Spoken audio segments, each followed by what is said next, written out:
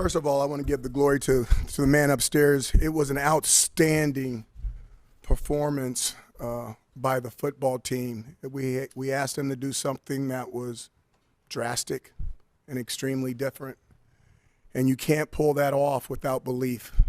And they put belief in the scheme, and it wasn't all total belief in the beginning, but I told them a story because I moved a lot as a child. I said, when the family is moving in a certain direction and you want to change, you're changing locations, you're changing jobs, there comes a point where the kids crying about their old friends and they don't want to leave, and you're like, get in the car, we're going to go and we're going to leave because we're a family, and that's what we do. We stay together when we don't leave anybody behind. I think they made a movie about it.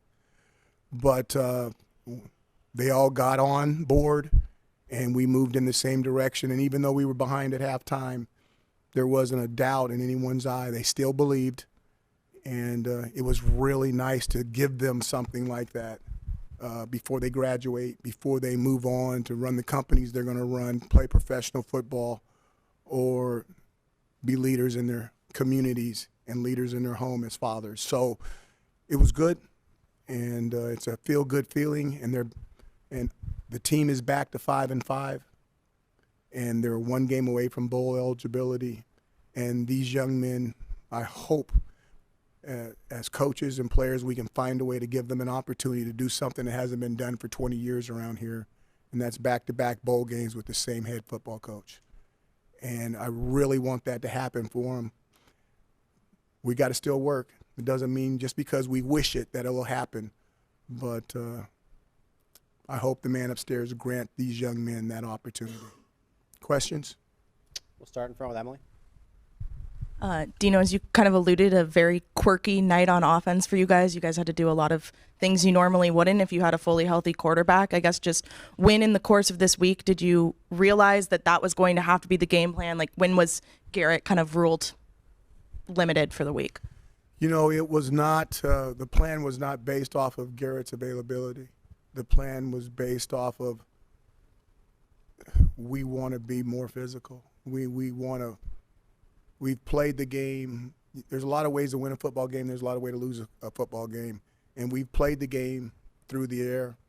But I just felt like we wanted to get physical. We wanted to go old school. We wanted to go back 100 years to a 3-0 win, Syracuse versus Pitt in the first game in Yankee Stadium, and see if we could stir up the ghosts and do it in a way that people really wouldn't believe that we could do it. Now, we could have failed, and if we'd have failed, whoa, I know there had been some nice articles written, but I'm glad that you guys have to tear those up and start over again, because I'm really, really proud of these young men.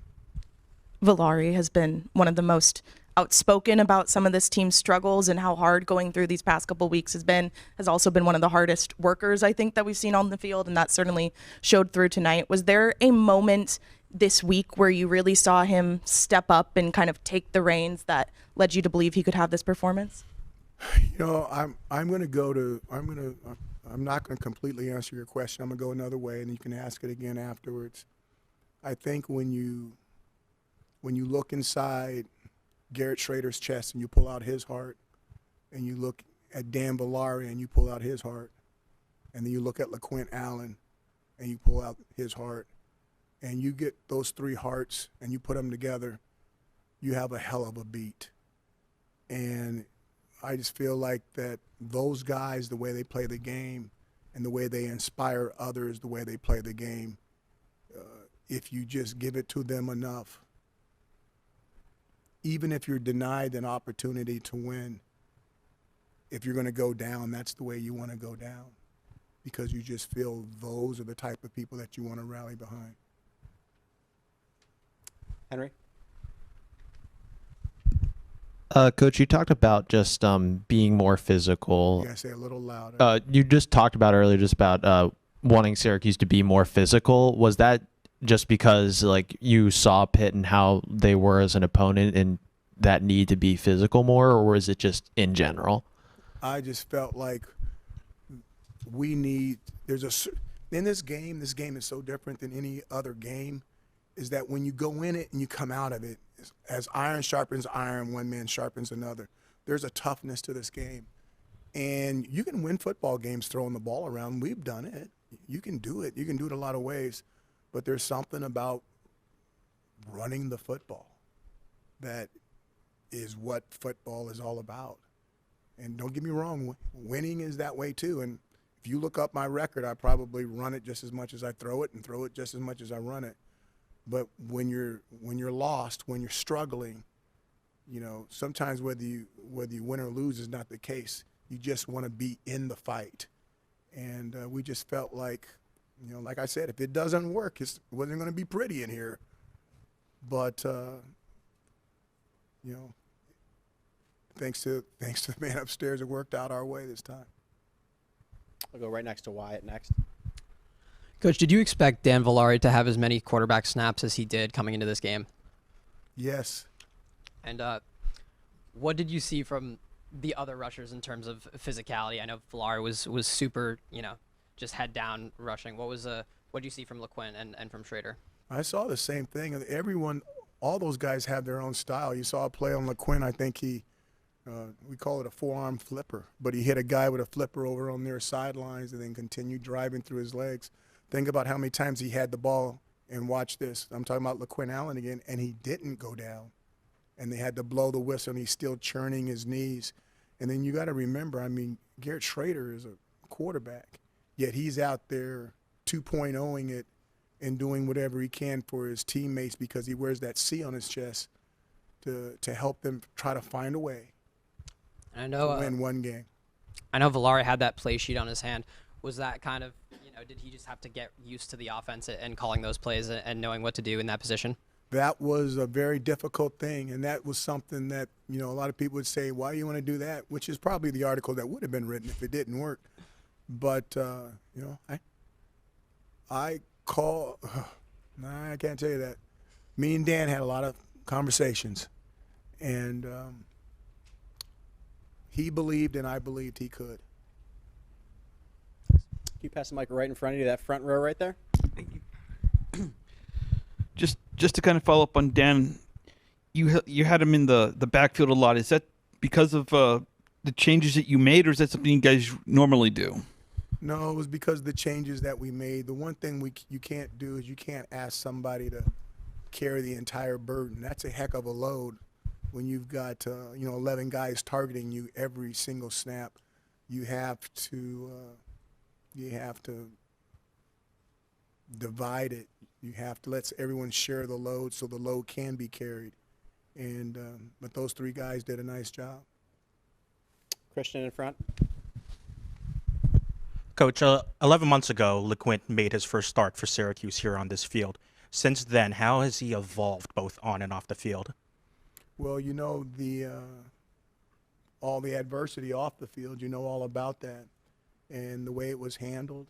And I thought that he handled that in a very mature manner for his age.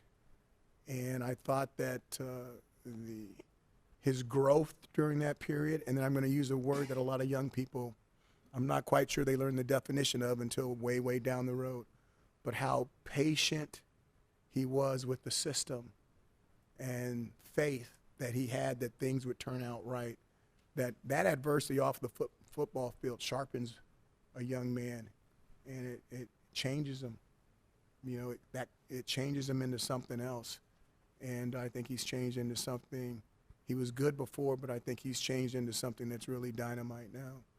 Same thing with Villari. You brought him in initially as a quarterback, but now in this new role as the tight end and maybe even as a wildcat quarterback. How has he changed in terms of adjusting to the new roles he's been given at Syracuse? I can't wait for you guys to get him up here and ask questions. He wants to go talk to his parents, and he's like, Coach, can I go first? I'm like, Dan, I don't know if they'll let you go first in front of me. I mean, I would let you go up there first. But he's waiting to come in here to talk to you guys so he can go share this with his family, a Long Island guy. But, Dan came here as a quarterback, and we looked at him and we evaluated him, and we thought we had some guys that could do some other things, and asked him to do something that a lot of quarterbacks don't do, is change a position. And I still believe, I love when I say that, I still believe, I'm saying that humbly, that he's going to be an NFL tight end. I really believe he has the ability to do all that. So he believed us. He made the move. But, again, he got hurt, and we didn't have an opportunity. He did not practice in the spring. He did not practice in the summer. He did not practice in August. I mean, we didn't get him until September, and at the time we had OG.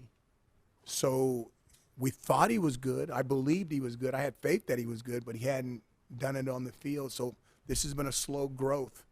But he is not surprising us.